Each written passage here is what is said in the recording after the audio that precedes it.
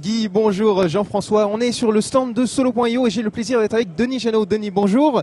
Vous êtes directeur Field Engineering chez Solo.io. Qu'est-ce que vous pouvez nous dire sur la plateforme ?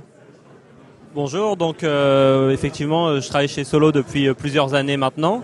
Avec l'émergence de Kubernetes et le fait que les gens déploient toutes leurs applications via des microservices, ça a créé des nouveaux challenges.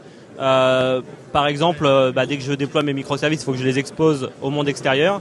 Je veux sécuriser les communications et donc du coup, pour faire ça, je pourrais le faire dans mon microservice, mais ça veut dire qu'il faut que je le fasse dans chaque microservice un après l'autre, alors qu'en utilisant une API Gateway, en fait, je peux sécuriser ça au niveau de la plateforme et ça permet aux applications de se focaliser sur la logique métier.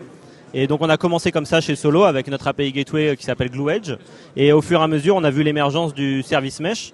Et avec le service mesh, en fait, on fait la même chose, c'est-à-dire qu'on va sécuriser les communications cette fois-ci entre les microservices, ce qu'on appelle les communications Est-Ouest, et donc du coup permettre aux applications de se focaliser sur la partie logique business et pas sur cette partie sécurisation, et obtenir toute l'observabilité qui va avec et ainsi de suite. Donc on a maintenant cette Glue plateforme qui a à la fois les fonctionnalités de gateway et de mesh dans la même plateforme.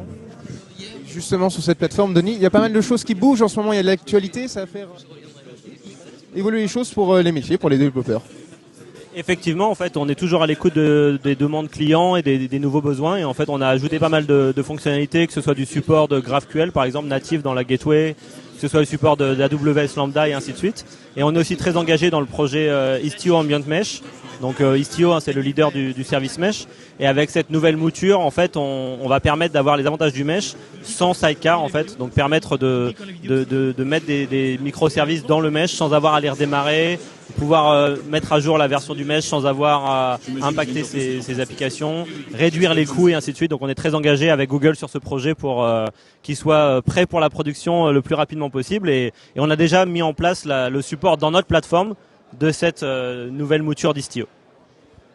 Merci Denis. Alors Jean-François, Guy, vous voyez, ça bouge chez Solo.io. On va faire un tour sur les autres stands maintenant. On se retrouve tout à l'heure pour voir l'actualité autour du Kubernetes.